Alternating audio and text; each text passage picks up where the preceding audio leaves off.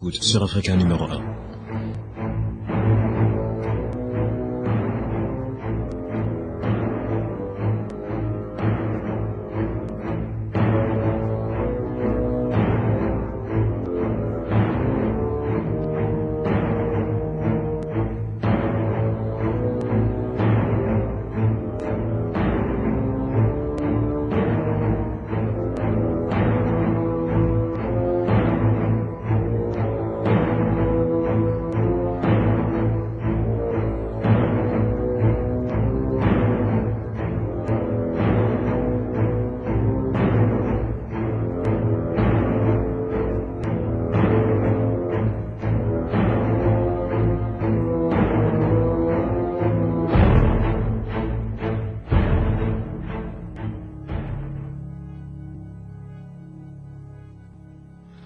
L'envoûtement. L'envoûtement. Nombreux sont ceux, en Afrique, qui croient être envoûtés, parce qu'ils ont constaté, dans leur vie, des phénomènes anormaux, comme si leur environnement devenait subitement opaque et sinistre, comme si les êtres et les choses qui les entouraient faisaient preuve à leur égard d'une incompréhensible hostilité. Quand l'environnement devient sombre, quand les gens deviennent agressifs, quand les animaux eux-mêmes manifestent à votre égard de la haine, de la rage, quand les machines refusent de démarrer, comment donc ne pas croire que l'on est envoûté? L'envoûtement, cet ensemble de manigances sorcières, grâce auxquelles ceux qui pratiquent la magie noire essaient d'isoler psychiquement leurs victimes et de les contraindre à l'autodestruction, l'environnement est une réalité. C'est quelque chose qui peut exister. Mais comment donc font les sorciers? Car le problème n'est pas d'étudier toutes les sortes d'envoûtements qui peuvent se produire. Le véritable problème, c'est d'arriver à éviter d'être envoûté. Comment donc les sorciers envoûteurs feraient-ils pour envoûter quelqu'un? Passeraient-ils par le monde du rêve? Ou alors envoûteraient-ils avec des supports physiques, des poisons? Écoutez cette histoire. Une histoire qui s'est produite dans le village de Bayema, à 60 km au nord de Bangos. Une histoire terrible d'envoûtement qui vous démontrera que parfois les sorciers ont besoin de très peu de choses afin de transformer la vie de leurs victimes en un véritable cauchemar que l'on nomme envoûtement.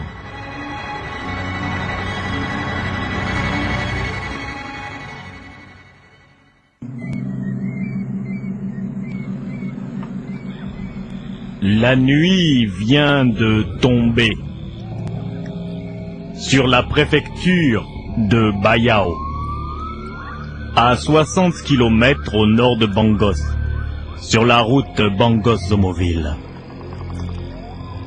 Si vous voyagez en empruntant la route forestière Bangos-Zomoville, vous ne manquerez pas de traverser dans la préfecture de Bayao, à 60 km environ de Bangos City, le village de Bayema. Le village de Bayema est un village anodin, un de ces villages que l'on trouve en Afrique le long des grandes routes forestières, un village que rien ne saurait distinguer d'un autre village, si ce n'est, lorsque la nuit tombe, la présence d'un épais brouillard. Une brume épaisse qui monte du sol et qui fantomise le paysage aux environs de ce village. Si je vous parle du village de Bayema, c'est parce que là-bas, il y a un homme inquiétant, un vieillard nommé Ponku Bayao. Konku Bayao est quelqu'un qui possède des secrets terribles venus du passé. C'est un homme qui a accès à des connaissances et à des puissances qui dépassent l'entendement. Konku Bayao est aussi celui que l'on appelle le maître des crânes. C'est lui qui garde les crânes des grands ancêtres et qui parle avec l'esprit des morts. Konku Bayao est quelqu'un qui connaît parfaitement la magie noire. Et ce soir-là, il semble attendre quelqu'un. Il est assis à côté d'un petit feu dans la case mystère, la case des crânes. Et là, dans cet environnement ténébreux,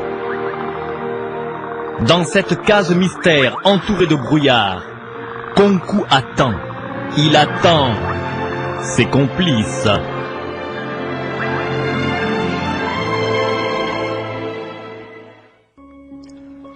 Alors que la nuit s'épaissit encore et qu'un gros hibou noir chante dans un arbre, on peut voir deux ombres qui se rapprochent doucement en catimini de la case mystère. Mopepe et Rulio sont des sorciers qui sont les adjoints directs du vieux Konku Bayao, le maître des crânes. Les deux hommes profitent du brouillard qui entoure le village de Bayema pour se déplacer sans être vus. Et les voici qui arrivent à présent devant la case des crânes. Ils savent que leur vieux chef, ils savent que le vieux Konku Bayao les attend à l'intérieur. Mopepe, c'est le moment. Pousse la porte. Allez, vas-y. Mais Rulio, tu crois qu'il est là? Il est là, il nous attend. Pousse la porte. Tu sais, moi, la case des crânes m'impressionne beaucoup. Pousse la porte, idiot.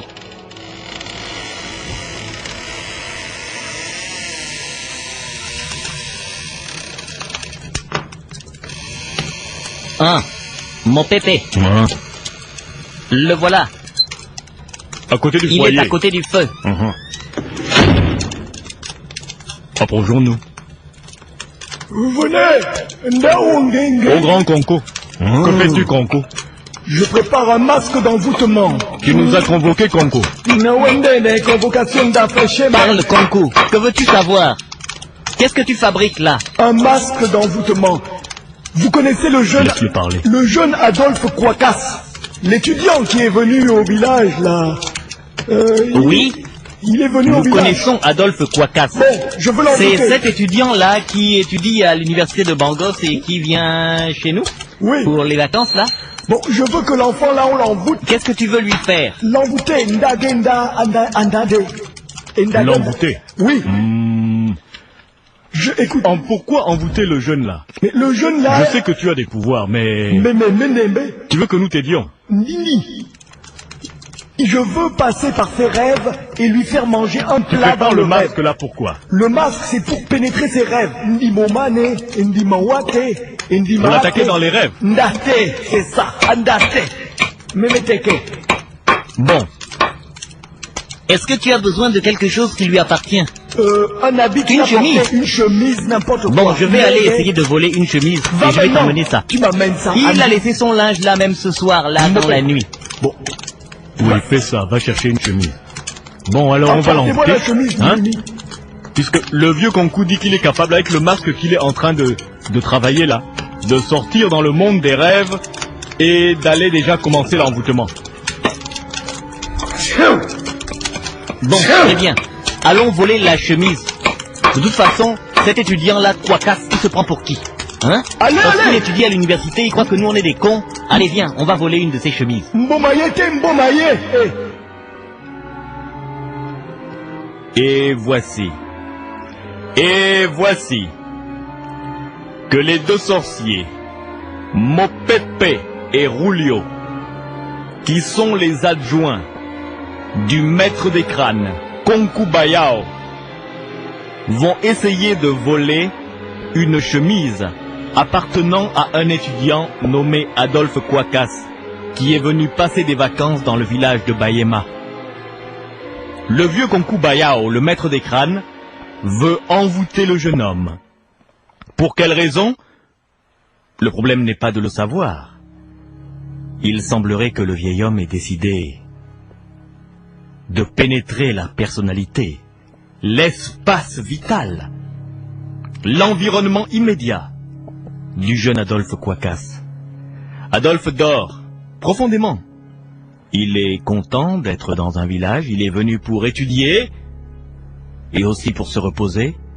Il ne sait pas que Concubayao, le terrible maître des crânes, le chef des sorciers de Bayema, a décidé de l'envoûter.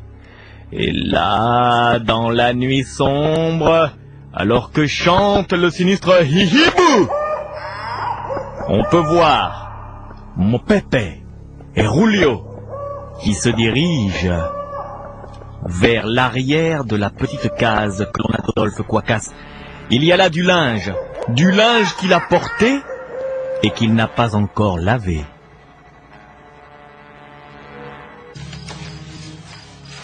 Mon pépé. Oui, Rulio. Regarde cet idiot là. Il a laissé son linge dans cette espèce de panier là, devant la porte arrière de sa cuisine là. Oh, c'est parce que demain il y a des femmes là qui vont lui laver son linge, mais le linge là est sale. Bah ouvre bien le truc, on va regarder dedans. Le vieux a dit une chemise. Attends. Ah, ça là, une chemise. Bon, on prend ça, bah. Tu penses qu'il ne remarquera pas qu'une de ses chemises a disparu? Bah, il croira à un voleur. Allez, viens. Allez, on s'en va.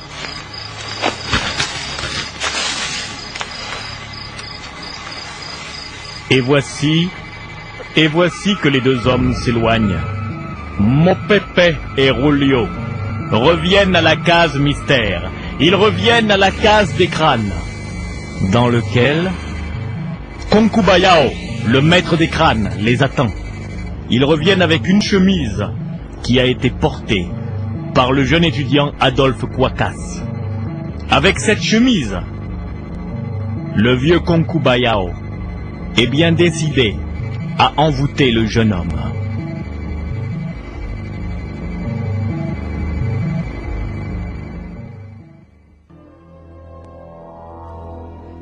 Rulio, pousse la porte. Bon d'accord, je crois qu'il nous attend. Ah, il est encore à côté du foyer. Qui est là? Entrez! Vous avez la chemise, Maoutou! Venez! Voici, grand maître des crânes. Nous te rapportons une chemise. Une chemise qui a été portée par le jeune Quacas. Très bien, donnez-la-moi.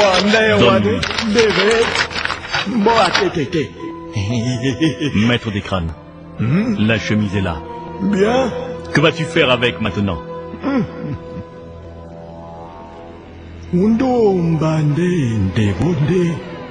Qu'est-ce qu'il dit? J'ai travaillé ce masque. Et avec ce masque que je vais mettre sur mon visage, et cette chemise qui appartient au jeune Quacas, je vais pénétrer dans ses rêves. C'est très malin. Oui, il va pénétrer dans ses rêves.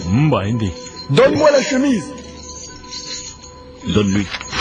La voilà, maître. Je mets la chemise du jeune Quacas sur moi. Il met la chemise du jeune homme, mais pourquoi? Je mets le masque des rêves Il sur met mon aussi visage. le masque. Maintenant, je vais me saouler. Je vais boire cette boisson. Il va se saouler? Une boisson magique Ende. qui va me saouler. Et je vais m'endormir et sortir dans le rêve. Et comme je porte la chemise du jeune Quacas avec sa sueur, je vais me retrouver dans son rêve. Anga, génial. Pendant que je vais faire le rituel, vous allez chanter. Je dois d'abord boire, là. Versez-moi la boisson. Bende, mbende. Verse-lui. Mbende, mbende. Verse-lui. Mbende, bende. Mbende, mbende. Mbende, mbende. Mbende, mbende. Il boit.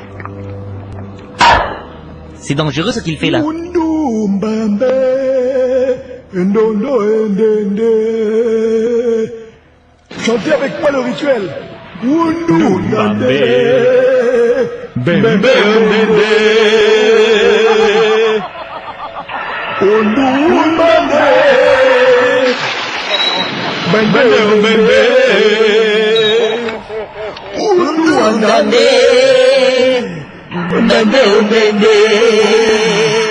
Je vais sortir de mon corps sous la forme d'un vent violent, n'ayez pas peur. Nous n'aurons pas peur.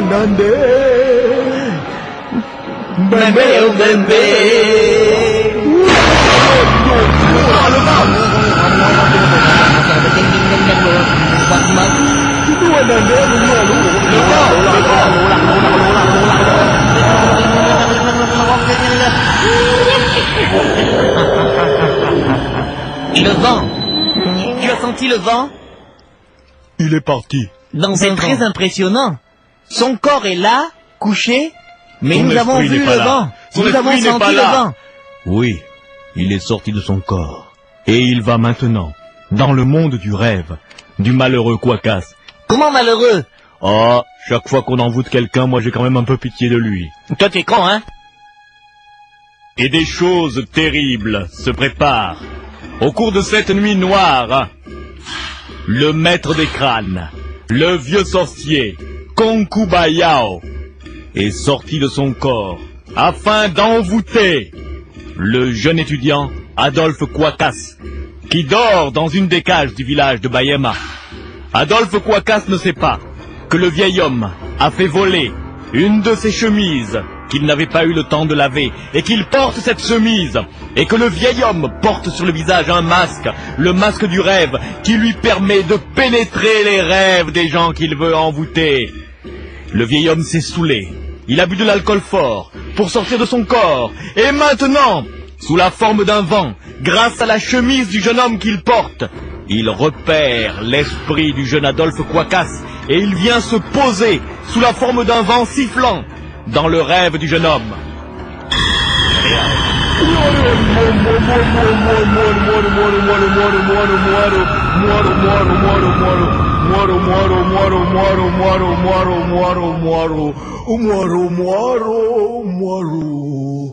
Oh, je suis dans le rêve de Quacas. Je vais l'envoûter.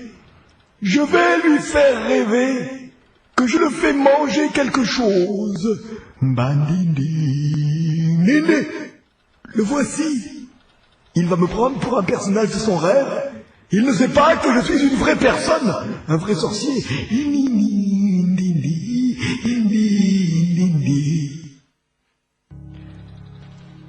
Et le jeune Quacas dort profondément.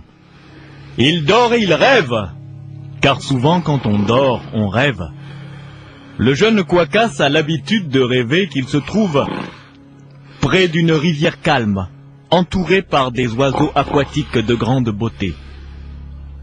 Le jeune Quacas ne sait pas que le terrible sorcier Konkubayao, maître des crânes du village de Bayema, va entrer dans son rêve.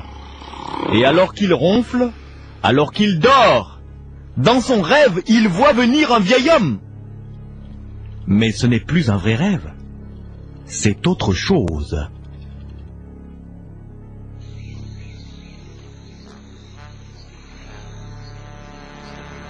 Ouais, jeune homme.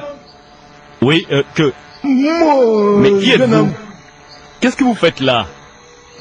C'est un bel endroit, n'est-ce pas? Oui, j'aime venir à côté de cette rivière, c'est très beau ici. Tu viens souvent ici, Très souvent. au bord de l'eau. Oh, presque chaque soir, monsieur, presque C'est chaque beau, soir. oui, c'est beau. C'est très beau.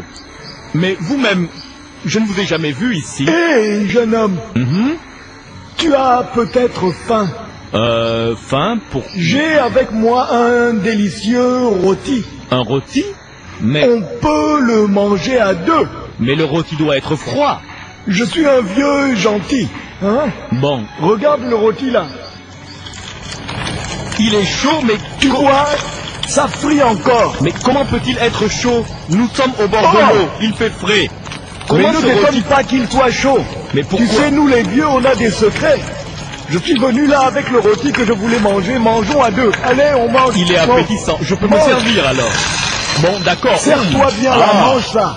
c'est bon. C'est bon, hein? Ah oui, Voilà, mange. C'est C'est bon bon. rôti. Il est bon, il est bon. Tu vois, il ne faut pas avoir peur des vieux. Je voulais juste te donner un peu la nourriture. C'est, Tu comprends là? il était très bon. Bon, jeune homme, moi, il y en a parti. Vous Hein? partez? Je m'en vais, jeune homme. Vous partez, mais... Allez, au revoir, jeune homme. au revoir, vieil homme. Allez, au revoir, jeune homme. Mais vous partez comment? Il s'envole. Il s'envole. Il s'envole. Il s'envole. Il est parti en décollant.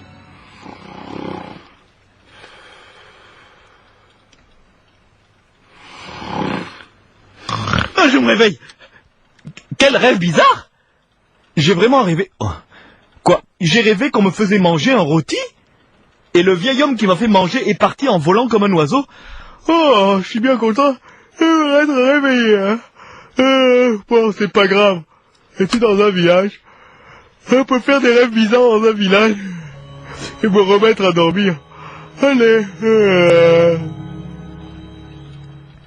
Et le jeune Adolphe Quacas se rendort. Il pense avoir fait un rêve. Il ne sait pas que son rêve est plus qu'un rêve.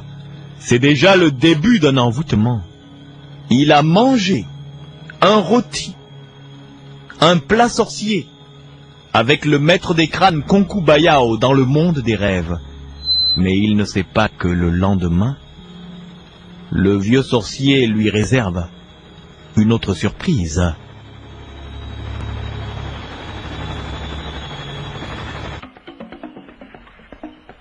Et le jeune étudiant, Adolphe Quacas, vient de se rendormir. Pour lui, ce qu'il a vécu n'est qu'un rêve. Il dort profondément. La nuit s'écoule calmement. Et au matin, les coqs se mettent à chanter. Mais ce que le jeune Quacas ne sait pas, c'est qu'au même moment, dans la case mystère, le vieux sorcier, le vieux maléfique, le vieux Konkubayao, réunit ses deux aides, Mopepe et Julio. Et il leur demande d'aller rendre une sinistre visite au jeune Quacas. Le jeune Quacas a rêvé. Rappelez-vous bien. Il a rêvé qu'on lui faisait manger un rôti. Ce n'est pas encore un envoûtement. Pour que ça devienne un envoûtement, il faut que les sorciers réussissent à lui faire manger dans la réalité un rôti. Et là, dans la case mystère, dans l'obscurité, dans la pénombre, le vieux Konkubayao est en train de cuisiner un rôti. Étonnant, n'est-ce pas? Un sorcier qui cuisine. Un sorcier qui sait faire au-dessus d'un foyer. Et qui cuisine un délicieux rôti de gazelle.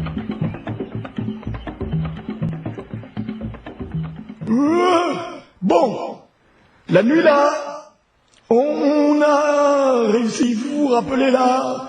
On a bien réussi. Hein? Je suis allé dans son rêve. Et dans son rêve là, je lui ai fait manger le rôti. Mais le rôti là, il est là, devant moi. Maître des crânes, il est très appétissant. Ouais, il faut aller lui faire manger ça. Mais comment va-t-on faire? Il ne nous connaît pas, il est toujours en train d'étudier là au village, il ne fréquente pas les gens. Vous êtes vraiment des gens qui n'avaient pas d'imagination. Hein. Écoutez-moi, vous allez lui raconter ça. Vous allez lui dire que la coutume dans le village, quand un étranger vient, on lui fait toujours cadeau d'un plat cuisiné, un bon plat. Ça, c'est une bonne idée, maître des crânes. Ouais, une bonne idée.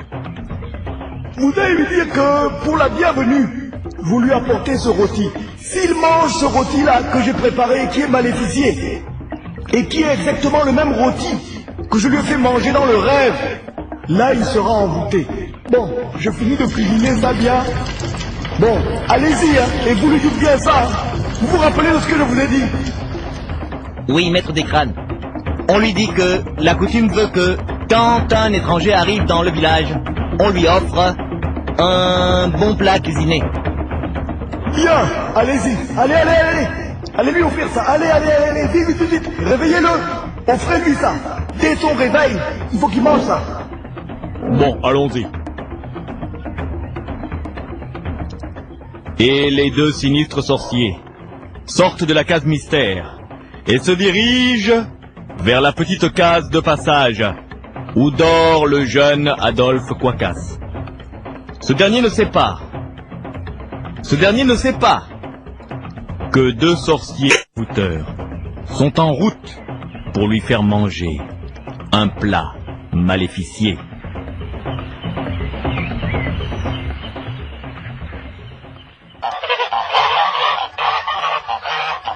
Allez, viens, Julio.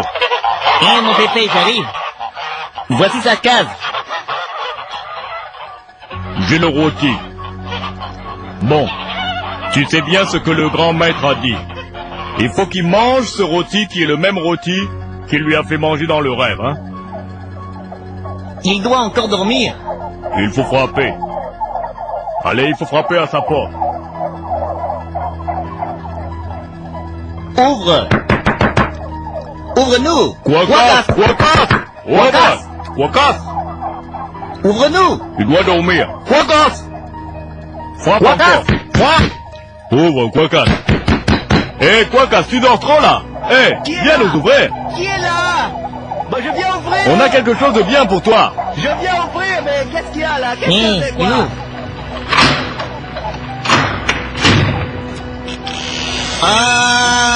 Quacas.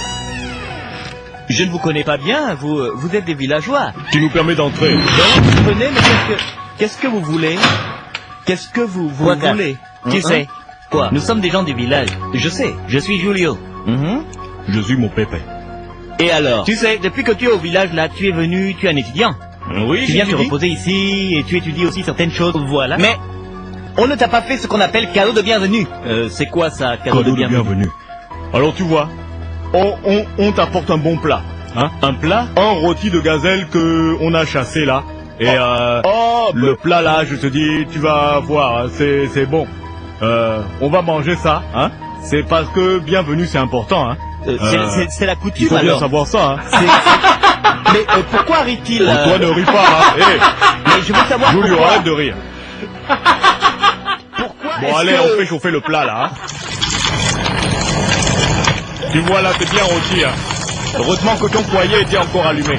Ah, c'est appétissant, oui, ça a l'air appétissant. Non, hein. il ne faut pas. Julio, il aime toujours rire, hein? Oui, mais lui, il rit bizarrement. Non, c'est pas qu'il est bête, il est comme ça. Il rit parce qu'il rit. Bon, c'est toi, oh, dis donc. Est-ce que c'est une blague? Non, est-ce que vous me faites une blague? Parce qu'il rit comme ça. Hein? Allez, on mange un peu, hein. Oh, allez. Je prends aussi. Oh. C'est bon, non? Ah ouais, Hein? ouais, Un c'est rôti bon. comme ça, Ah hein. ouais. Mange. Ça, le c'est rôti, là. vraiment bon, hein. C'est un bon rôti. Ça te dit quoi, Bon, il est bon. Tu aimes ça, hein? Ah ouais. Tu vois. Vraiment. Tu sais, vous les jeunes là, vous ne connaissez pas vraiment les coutumes. Mais Quand tu viens dans le village, c'est le coutume, je on ne te savais donne pas. le bon plat. Ah, bon, mais comme tu es venu là et puis tu es toujours en train d'étudier, tu vas te cacher pour étudier. C'est bon. On peut pas te donner le plat, mais là tu manges, tu vois le rôti là, la gazelle là. Oh, je te dis, quand on a capturé la gazelle là, c'était vraiment un problème. Hein. La gazelle là, c'était terrible. Là. C'est bon, hein. Ah ça c'est vrai, c'est Mais bien qu'est-ce bon. que tu as?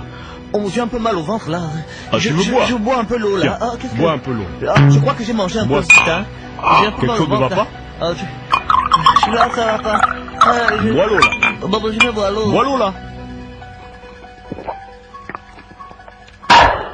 Je crois que là, il a son compte. Ouais, là, il est envoûté. Il va vomir.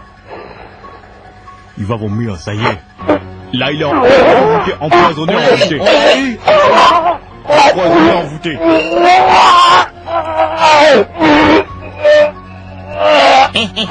Le maître sera content. Empoisonné, envoûté.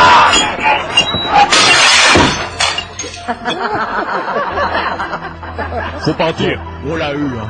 On peut aller dire maintenant à Konku Bayao, le maître des crânes, qu'on lui a fait manger le rôti. Allons-y. Maléficieux. Bon, allez, allez, il faut partir. il faut sortir sans qu'on nous voie. Il voit sortir Allez, d'ici. on sort rapidement. Allez, Allez, on y va.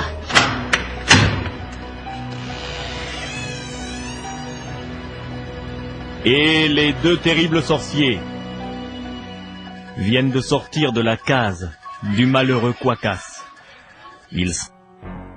Les deux sorciers ont réussi à faire manger à l'étudiant Adolphe Quacas un rôti maléficié que le grand sorcier, le maître des crânes Konku Bayao, lui avait déjà proposé au cours d'un rêve, dans le monde des rêves, dans la nuit même.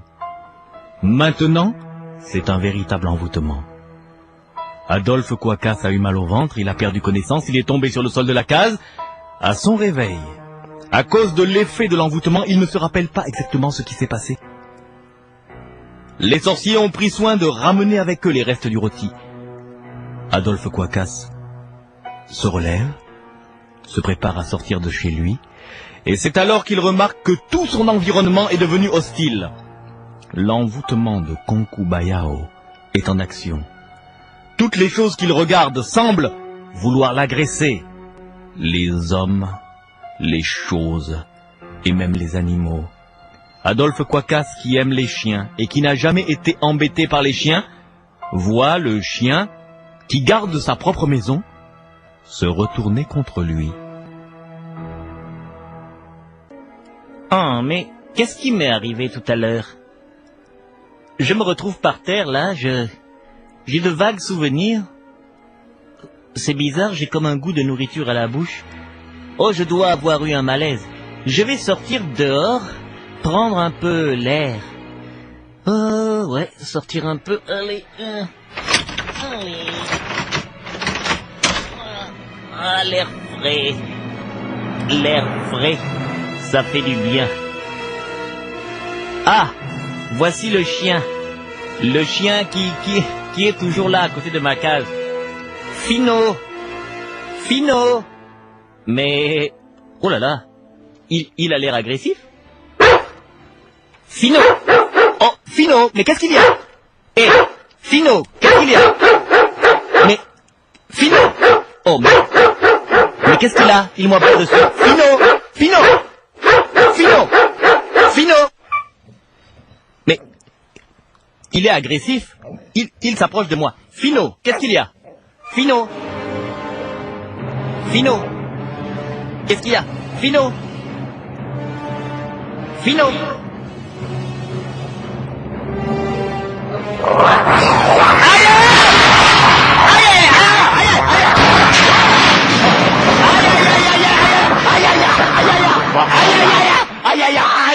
Sale bête!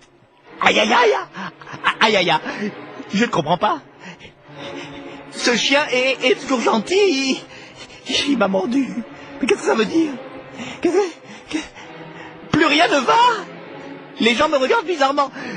Le chien m'a attaqué. Vous avez vu, le chien m'a attaqué. Espèce de sale étudiant! C'est toi qui embêtes le chien! Comment le chien va t'attaquer? Angunungumana! Le chien gamana c'est que c'est un bêta. Il a tort. Mais les gens sont fous. Les gens sont fous. Les gens ont pourtant bien vu que le chien m'a attaqué, mais ils se retournent contre moi et ils défendent le chien. Qu'est-ce qui m'arrive? Qu'est-ce qui m'arrive? Qu'est-ce qui m'arrive? Qu'est-ce qui t'arrive, malheureux Adolphe Quacas? Tu ne sais pas que tu es envoûté? Et tu ne sais pas ce que c'est qu'un envoûtement? Pour échapper à certains envoûtements, il vaut mieux se rappeler de ses rêves. Au cours de la nuit, le grand sorcier Konkubayao est allé retrouver le jeune Kwakas dans le monde du rêve et lui a fait manger un plat rôti. C'était le début de l'envoûtement. Le lendemain matin, ces deux aides, les sorciers Mopepe et Julio, sont venus apporter au jeune homme un rôti, exactement le même rôti que dans le rêve. Si le jeune Kwakas avait pu se rappeler que dans son rêve, on lui avait fait manger un rôti, il aurait su qu'on cherchait à l'envoûter. Mais il ne s'est pas rappelé de son rêve. Il a mangé la nourriture maléficiée.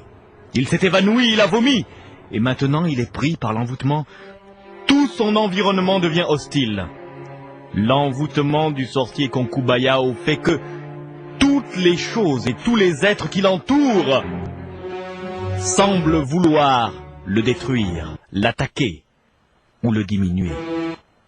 Et alors, bientôt, le jeune Kwakas se rend compte que même le monde mécanique, le monde des machines, est contre lui. Ah, vraiment, je ne sais pas ce qui m'arrive ce matin-là. En tout cas, il faut peut-être que je sorte un peu du village. Je vais prendre le vieux camion, là. De toute façon, je devais aller prendre des livraisons pour le commerçant du village. Il m'a donné la clé de son camion. J'ai la clé, là. Je sors un peu du village parce que... Ah, tout le monde me regarde bizarrement. Tout le monde m'insulte. Les chiens m'attaquent. Mais ça, c'est quoi, c'est... Je prends le vieux camion. Allez. Bon, allez, il faut démarrer. Je rentre dans le camion.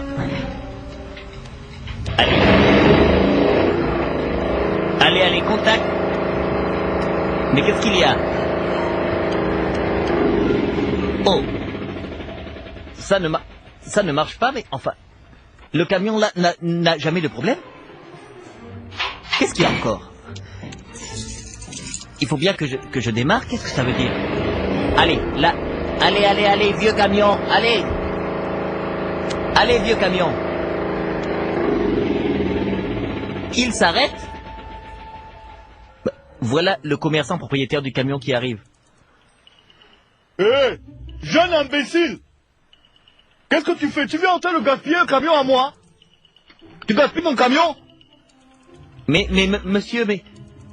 Non, je voulais juste aller prendre une livraison. Vous m'avez dit hier de prendre le camion pour aller prendre cette livraison. Mais le camion là ne démarre pas. Parce que tu es un béchat. Descends. Sors de mon camion. Moi je vais te montrer que le camion là il marche.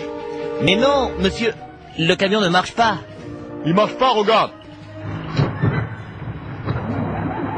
Oh, tu vas voir s'il marche pas mon camion. Alors il marche pas mon camion? Hein? Espèce de petit connard. Allez, fous-moi le camp. Étudiant de merde, connard.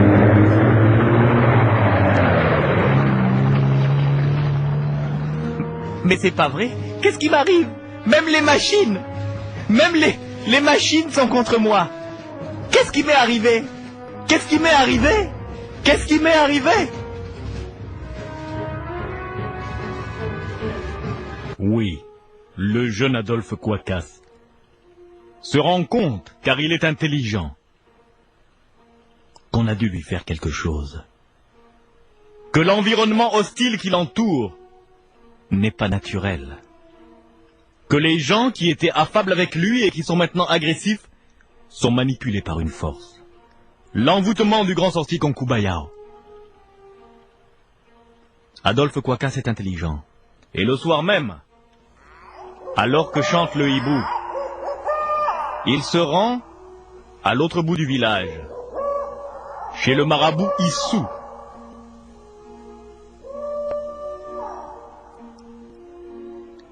Je crois que quelque chose s'est passé. Je crois qu'on m'a fait quelque chose de mauvais. Voici la case du marabout Issou. Si on m'a fait des choses magiques, je suis étudiant, je ne croyais pas à ça, mais... Marabout Issou! Issou!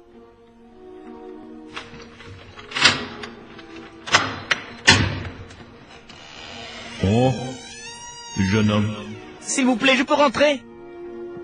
entre.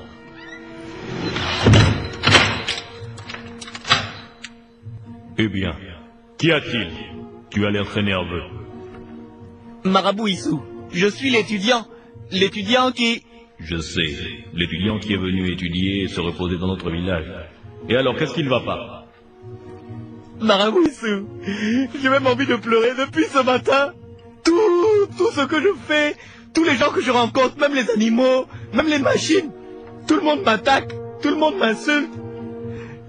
Cette nuit-là, j'ai fait comme un rêve. Un rêve? Tu te rappelles du rêve?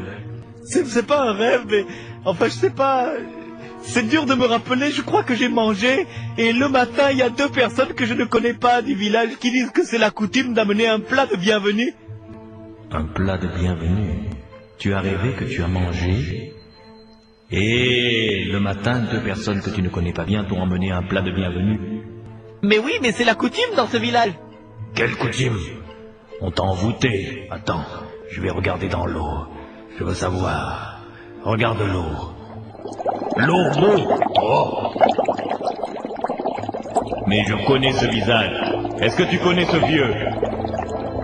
Non, je ne le connais pas. C'est le grand sorcier Konkubaya, le maître des crânes, ça suffit. Nous l'avons vu. On t'a envoûté, jeune homme, mais je peux te soigner. Car ce qui a été travaillé peut être travaillé à l'envers. Tu as bien fait de venir me voir, jeune étudiant. Maintenant, j'espère que tu seras prudent. Afin de ne paraître envoûté, il est bon de se rappeler de ses rêves et de ne pas manger avec n'importe qui. Soigne-moi, Issou! Soigne-moi, Issou! Et le jeune étudiant, Adolphe Kouakas, fut soigné par le grand marabout Issou. Parfois, un envoûtement peut commencer par le rêve, mais il ne faut jamais oublier que les sorciers qui vous font manger dans le rêve doivent venir vous apporter dans la réalité un plat maléficié. Si vous mangez ce plat, l'envoûtement commence. Comme vous venez de le voir dans l'histoire que je vous ai contée.